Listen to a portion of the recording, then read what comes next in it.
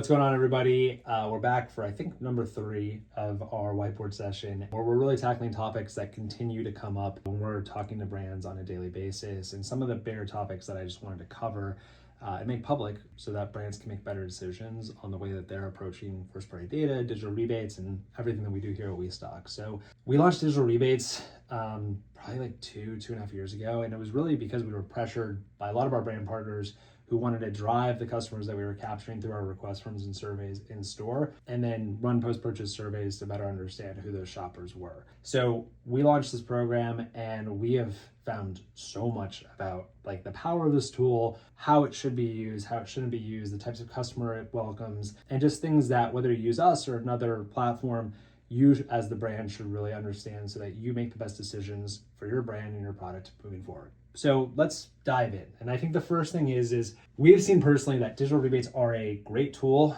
for driving trial, getting it in front of the right shoppers, whether that's your social media, your website, us here at WeStock running the ads for you, or getting it to your agency to run ads to the right targeted customer sets. But it's not a great tool for like driving what we call internally like panic velocity. So if it's like, hey, I just launched with this retailer, I got to make sure it's successful.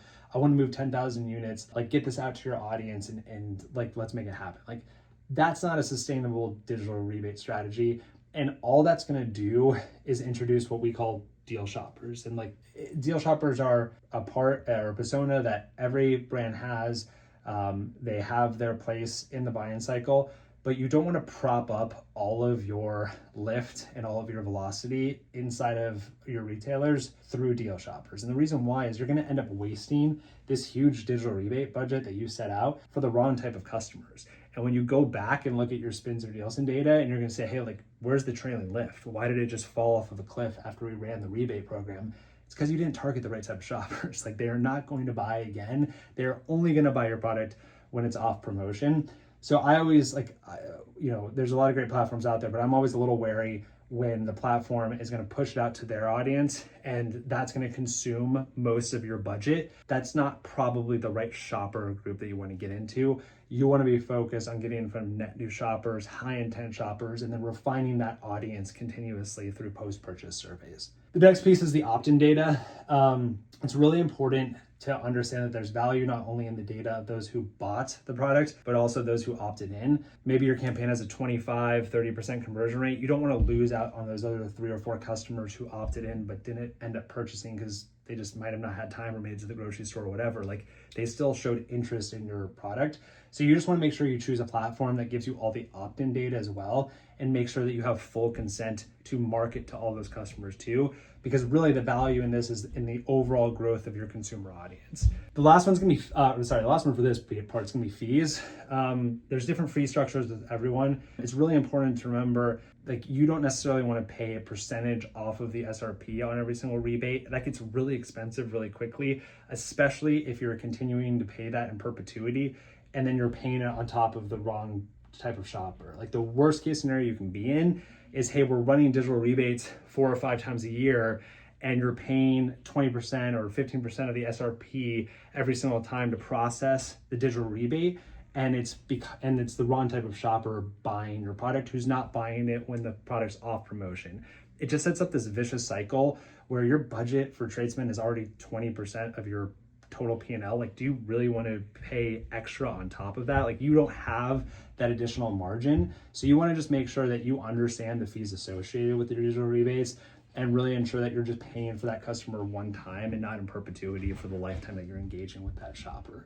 The broader value here, and this kind of comes into the storytelling element of digital rebates, what we see and the way that we run our digital rebates is we're not necessarily, not that we don't care about it, but we want to see high conversion. We want to see that rebate perform well.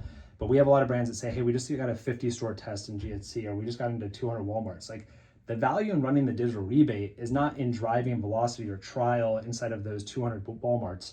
It's about driving consumer demand across all those Walmarts. So what we'll do is we'll actually use the opt-in tool to understand, like, are there other Walmarts that these customers would have taken advantage of these digital rebates, but they just couldn't because it wasn't available. And then we'll turn that into a sales story for the retail buyer to say, hey, we just ran this campaign. We drove trial with hundreds of new customers inside of the 200 stores that we're in, But the bigger thing here is we actually unearthed a ton of demand at these 300 other stores.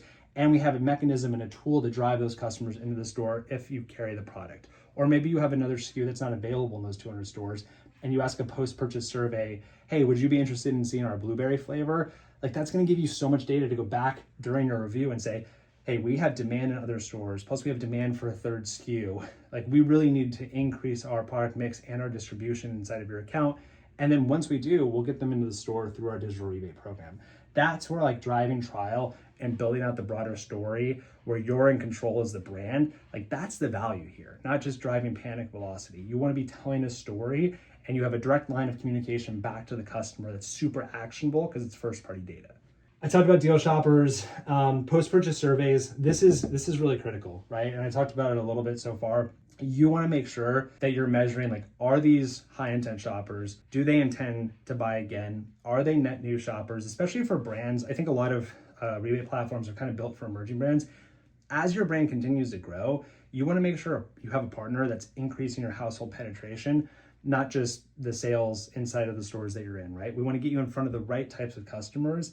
And so using the post-purchase surveys to continue to refine and refine and refine who that shopper is, ask them how they're interacting with the product, asking them, what SKUs they want to see next. Do they intend to buy it again? Would they buy it off promotion? What's their intent level? Like we really want to understand who that shopper is. It's a reason why we brought on a whole insights team to work with our brands. But like you're never really getting a situation where you can, have that one-on-one conversation with a customer right after they tried your product and get their honest feedback. And I think that's a big piece that a lot of people miss because they're so focused on velocity.